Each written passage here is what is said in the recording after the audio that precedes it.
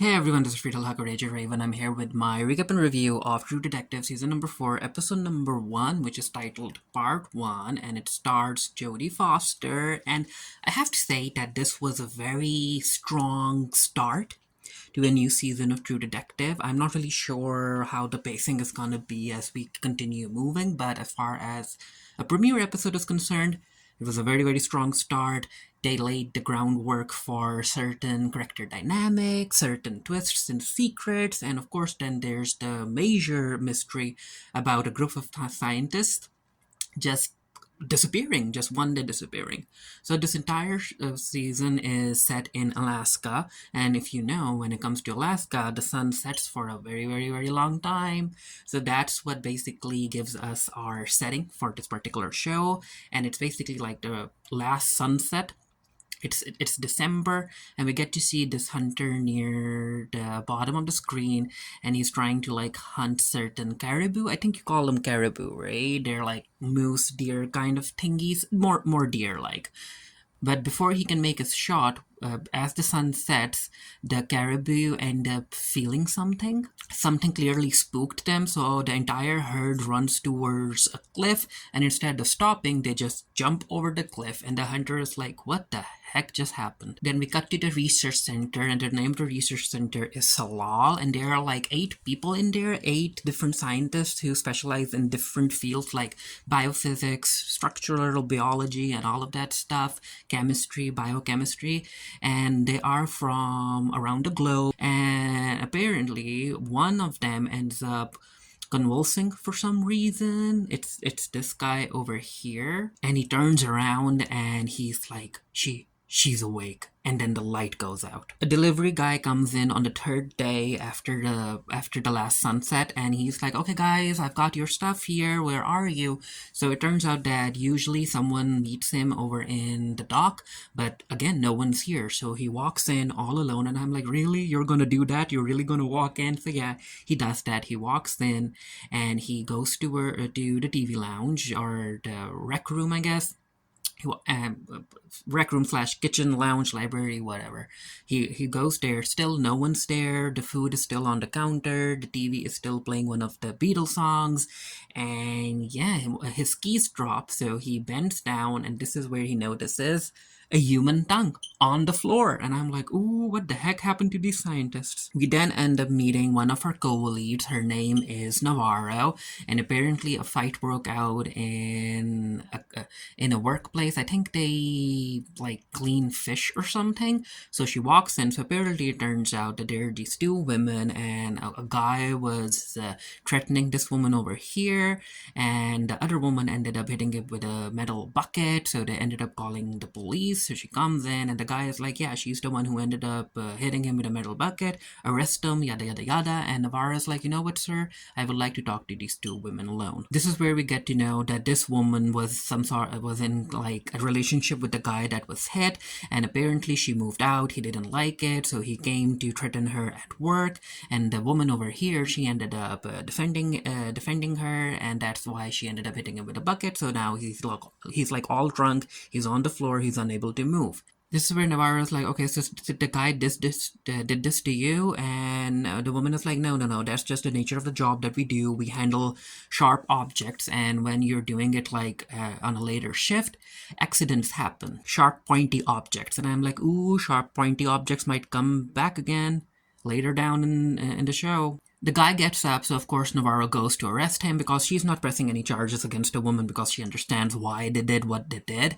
And say, she ended up arresting him, and as she's arresting him, this is where she gets a call, and she's like, I can't talk to you right now, but she has to talk because it's an important situation. And then we get to meet our second co-lead, Jodie Foster. She is playing Officer Danvers, and this is a guy she basically works with. So they come to Salal, the institute, in order to see what happened. She walks in, and she ends up hearing the Beatles song, and apparently the guy over there, Hank, he's a younger officer. He couldn't figure out how to turn the music off, so she comes in and she tries to turn it off. She finds the switch and or the device, and she unplugs it, and she's like, I just can't handle beetles. So this is the guy. His name is Hank, and he's also the son of Navarro's partner. And he tries to tell Danvers about, not Navarro's partner, my bad, Danvers' partners. And he ends up telling Danvers about this place and the government grants and the funding and yada yada yada. So there's a lot that they don't know. So he has to research. The three officers are trying to figure out what happened because Peter, Hank's dad, I think his name is Peter, right? So Peter, yeah, it's gonna take me a while to figure out the names. Peter is like, maybe the guys just went out for a trip to do something, maybe they'll be back, so shouldn't we keep it under wraps and stuff? And this is where Danvers like, no, if you look closely, it turns out that these guys have been missing for 48 hours now. You can tell that because of how the food ended up getting spoiled. Of course, the very, very highly processed food is still okay. However, if you look at the mayonnaise, that ended up getting spoiled, and mayonnaise doesn't turn that color in under 24 hours. So again, the guys have been missing for 48 hours. So we have to try searching for them, and we can't keep this from the public. We have to reach their families and yada yada yada, even though the families live around the globe. And they also quickly talk about what the scientists were actually doing. So apparently they were trying to find the origin of life, and I'm like, yep, leave it to humans to mess around. The tongue is on the floor, and this is where Denver's like, "Yep, time to see the tongue." And it's of course a human tongue, and she ends up detecting certain patterns on the tongue. And Hank is like, what do those patterns mean?" And apparently she's like, "Well, the indigenous people from here, they end up licking the fishnets or something when they're working with them, and if you keep on doing it, it leaves marks on the tongue. So this is a human tongue, and especially the type of human who ended up licking those fishnets when they're working with them." And you can tell that that Danvers is very, very good at her job. She even deduces that, yeah, this is actually a woman's tongue, because I guess women do that more compared to men. Then we cut to this old woman. Her name is Rose, and she's played by the same actress who ended up playing Aunt Petunia over in the Harry Potter movies. And I was surprised to see her. I was like, hey, Aunt Petunia. So she's like skinning a dead animal outside her house, and this is where she notices something behind her. She turns around and she ends up seeing this guy in the snow, bare feet and all of that, and she's like, "What is it, Travis? What's up?" And Travis like, yeah, he doesn't say nothing, but he basically motions her to follow him. Navarro comes to talk to Danvers because she heard about the woman tongue, and she's like, okay, so that tongue thing. And Danvers like, no, it's not her, it's not her. So basically, these two have history together. So it turned out that I guess both of them worked on a case of a woman who ended up getting attacked and murdered and killed, and her name is Annie, and her tongue was cut, and that's why Navarro thinks that it's actually Annie's tongue. And Danvers like, no, that's a cold case, just leave her be. And then we get to see that these two don't really get along with each other, especially because of the history that they share. And of course, that's going to change as the season progresses. Then we get to meet another character, and she's basically Danvers, I think, adoptive daughter or something. So Danvers gets a call that, yeah, Leah's been making videos while she's hooking up with another girl, and it's like, of course, I get it. I understand why someone would want to do that, but I can also understand where Danvers coming from. She's like, you know what? Even though making a video is consensual and everything, videos can get leaked. They can end up on different sites, especially when people break up or if a phone gets stolen and yada yada yada. So you need to be more careful. And as these two are talking about it, this is where they see another truck drive past them haphazardly on the slippery road. And it turns out that such behavior is usual for this woman. She likes to get drunk and get into accidents and stuff. She doesn't even have a driver's license. So Danvers has to arrest them, and Danvers is very aggressive about the entire thing because, again, she is angry and frustrated because of the Leah situation. So there's this local mine near the small town, and that mine is connected to what happened to Annie. So so Navarro goes to pay Annie's brother a visit, and his brother and her brother is like, did you crack the case or something? Any progress? And Navarro's like, not necessarily, I'm just like following up or something on something. And she asks him if if Annie ever ended up mentioning Salal, the research center, and all of that stuff. And apparently she didn't, and her brother is just like, you know what, I appreciate you trying to find my sister's murderers and trying to give her justice and all of that stuff, but sometimes I feel that we should just leave it be, and yada yada yada. And he basically asks Navarro that, do you believe in God?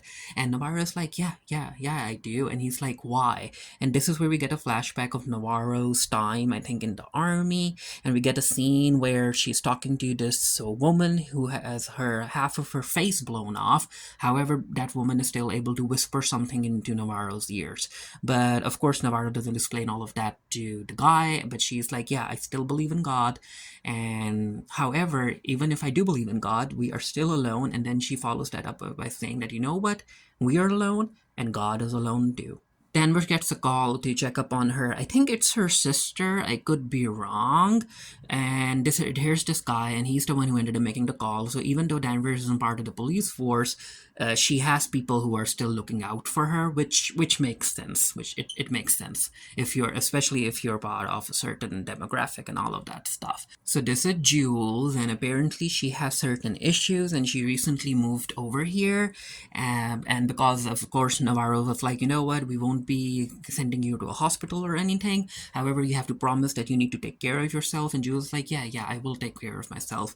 And I don't want to be like my mom and yada yada yada. So Navarro basically calms her down. Danvers and Hank are going over the funding for the research center, and he's like, you know what, most of the funding came from NGOs. However, some of it came from, but before he can complete it, the woman that Danvers ended up arresting because she was drunk driving, she's still yelling in the police station. She's like, let me out, let me go, let me out. So she's basically causing a disturbance for everyone. And then she ends up stopping yelling, and she's like, because someone ended up releasing her, and that someone ended up being Hank's father. And Liz is like, no, that's not happening. I can't allow you to let that woman go just because she ends up going down on you sometimes. And I'm like, his son is right there. Yeah, she's like, okay, back into the cell with you. So she sends the woman back into the cell, and the guy is like, hey, you know what? I don't appreciate the way you talk to me, and also I have a fiance, and she'll be coming over for Christmas for dinner from another country. And I'm like, ooh, is he talking about like a mail order bride or something? Like, what the heck, dude? Before the guy leaves, this is where Liz is like, hey, I want you to send me Annie's files. And he's like, I don't have the files. And she's like, yeah, you do. You ended up taking a whole bunch of files home because of the flood. So I need you to check those boxes, and I need you to give me Annie's file. We cut to Hank in his home. So apparently he has a kid, and that's his girlfriend, I guess. And apparently the kid's grandmother has been telling him a lot of like these local stories from their culture and yada yada yada. And the kid is like drawing people from those stories, which, I mean, kids do that. It makes sense. But Hank is like a bit weirded out because he's like, you know what? Those stories might end up giving him nightmares and stuff. And the girl that he's with, she's like, you know what? It doesn't really matter. Leave it be. And again, you were busy, and I'm appreciative of my grandmother taking some time to look after the kid. And then these two start making out, and Danvers calls Hank, and and his girlfriend is like, you know what, just leave it be. You're off duty, you're off work, you don't have to answer the call. And she's like giving him like a hand job or something, and I'm like, no, stop it, I have to take the call. So apparently it's Danvers calling Hank to go to his dad's and get her Annie's file. So he walks into his dad's house and lying about how he wanted to show his son a picture of how he looked when he was younger. And his dad is like, yeah, sure. And it turns out that his dad has been like painting one of the rooms blue because Alina, I guess his fiance, likes blue. He tries to search for the boxes, and he's trying to hurry it up while his dad is in the kitchen asking him if he wants to eat something and yada yada yada. He finds the box, he throws it out of the window, and that's where his dad comes in, and he's like, okay, show me what you took. And Hank ends up taking out a picture of him when he was a kid. So basically his dad doesn't suspect anything. So it turns out that when Travis first appeared, Rose ended up ignoring him, but now she's back inside and she's washing dishes, and she notices Hank again. And yeah, Travis. She notices Travis again, and yeah, Travis really, really wants Rose to follow him. Hank ends up bringing the file to Liz's, and he ends up meeting Liz's adoptive daughter too. So it turns out that these two have a history too. He used to babysit her, and he jokes about how he liked her when she didn't talk back. This is where yeah, Liz is like, you know what, just leave the file on the table and go. And he's like, no, not like that. I want to know what's actually happening. And Liz is like, but you're not part of the case, it doesn't concern you. And Hank is like, no, you had me steal my files from my dad, it now concerns me, and if it doesn't, I can just bring the files back to my dad's. And Liz is like, okay, fine, I'll tell you what I know. So it turns out that the Annie case was happening before Danvers came over, and Navarro was the one in charge of figuring out the case. And Navarro is also the one who ended up finding Annie's dead body. And yeah, that dead body, she was stabbed, her tongue was missing, and yada yada yada. And it's revealed that Annie was like an activist and all of that stuff. It also links to the conversation that Navarro had with Annie's brother about her being an activist and going against the people who who developed the mine, and getting into a lot of fights, and basically like going after some dangerous people, I guess. Danvers like, yeah, I came over and Navarro and I started to work on the case together, but Navarro was very, very obsessed with the case. It wasn't good for her, and yada yada yada. So things kind of soured between us, and the case is still it's still not it's a cold case now. And she's like, I don't think we can ever figure out who ended up killing Annie. And this is where she also brings up the fact that how Annie died, like she was stabbed a lot of times by a very pointy thing. And I'm like, yep, pointy sharp things. Maybe it links back to what we heard in the beginning of the episode when Navarro talked to those two women in the processing plant. Maybe that will come into play later. I don't know. But she was like, yeah, Navarro, it wasn't healthy for Navarro to continue working on this case, so she left the police force. She's now a trooper, but she's still obsessed. And maybe I can work on this case again because it links to the Salal thing. We get to see Navarro meeting this guy, I think his name is Ravik, and these two hook up, and during their intimate scene, we find out that Navarro is more of a top, which I'm like, okay, good for you, her man seems to be enjoying it. But apparently, like, their relationship, it's kind of complicated. They want to be together, but they aren't really together. And Ravik is like, you know what? The next time you call me, I'm not picking up. And then we see Navarro basically use his toothbrush, and I'm like, no, don't do that. And before she leaves, she actually takes his toothbrush with her. Liz's adoptive daughter walks in, and she basically tells her that, hey, Liz, you don't actually have to be my real mom, you know? I think Dad would understand. And I'm like, I need the backstory. I need the backstory between these two. After hooking up with Ravik, she leaves the place, and she ends up noticing the guy that she ended up arresting earlier. He's still walking around, so basically the police let him go, right? He's still walking around, and he's still talking about how he wants revenge on the woman who did this to her, and also Navarro who ended up arresting him. And I'm like, oh, this is bad. But before Navarro leaves, she ends up pouring some beer into his truck to cause some trouble. Liz is sleeping, and she ends up hearing whispers of a young child, and the child's name is Holden, I guess. And Holden is like, she's awake, which again links to what the guy during the beginning of the episode heard about she's awake. And I'm like, okay, I'm okay with a bit of supernatural in such a murder mystery.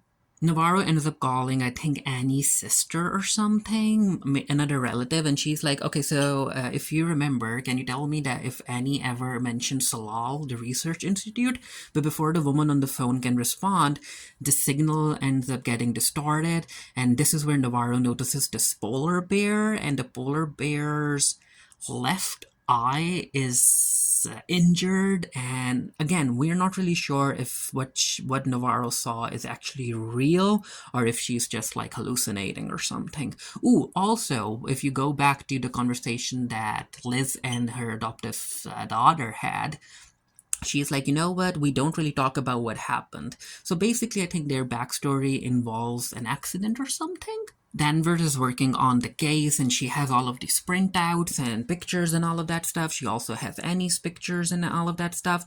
And this is where she notices something. She notices that the coat that Annie wore in the pictures that the police department took, the coat is kind of similar to the coat that one of the guys is wearing over in the research institute over here. So this is Annie's coat, and there's like a bit of a rip on the sleeve, and then we get to see the guy wearing the same coat, but where the rip should be, he has like a smiley face. And yeah, no, and Danvers like, yep, there's a connection. There's a connection between Annie and the research people. We cut to Rose. She's still following Travis, and this is where Travis points towards a certain direction and he wants Rose to go there. And at first I was like, is Rose gonna die? But no, no. We'll get to it in a bit. Danvers decides to pay the research facility a visit because she wants to find the code, and while she's there, she notices someone and she's like, okay, whoever you are, come out. And it turns out that the person is Navarro. And Danvers like, you're really trespassing, huh? And Navarro's like, what do you mean? I still have a badge, and are you gonna take me in? But no. Danvers like, okay, fine, I'll let you snoop around this once. And this is where she ends up telling Navarro about the coat connection. And she's like, hey, it's just a hunch. There could be 1,000 similar coats out there. And Navarro's like, oh, so you did look into the case file, huh? There is a connection. And then these two talk about Annie and yada yada yada, and how Liz wasn't the one who ended up finding Annie's dead body, and how the post-mortem team was able to determine that even after she was killed, someone still kicked her. There were broken ribs and a lot of stuff. So, and then after she was killed, that's when they took her tongue. They cut off her tongue. And Navarro's like, you know what? The police didn't really do anything. They didn't use their resources to find who killed her. However, if she was a white woman, then the entire police force would have gone to find her. And Navarro's like, no, don't say that. Don't bring that up. The color of the skin has nothing to do. And Navarro's like, but it has something to do with it. And you know it. And Liz is like, you know what? Don't put the blame on me, okay? I wasn't even here when the Annie situation happened, so I'm not at fault. Ooh, also, over in the research center, over in the whiteboard, we have the words "We are all dead" written on it. So as these two are talking, this is where they get a call, a very, very important call, so they have to rush over there immediately. So yeah, it turns out they ended up finding the lost researchers, and they're like, okay, so who found them? And it turns out that it was Rose. And Navarro is like, Rose, how did you find them? And Rose is like, Travis told me. And Navarro is like, you know that Travis is dead, right? And Rose is like, I know he's dead. And the episode basically ends with a shot of the researchers buried in the snow, all frozen to death.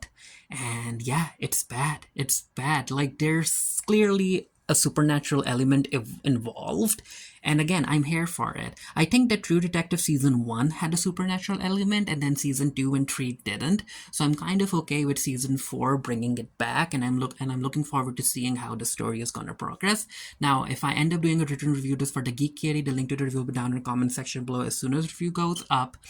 In my personal opinion, it was a very, very strong episode for me, and I liked the narrative, the overall narrative, and then how the police force works, and then basically protesting and going after establishments wanting to exploit natural resources without really caring about the environment and all of that stuff, and then highlighting the indigenous community and especially indigenous women and how they're treated. So yeah, if you ended up watching the first episode, let me know what you thought of it down in the comment section below. And until next time, stay happy, stay safe, stay blessed. See you guys later. Bye.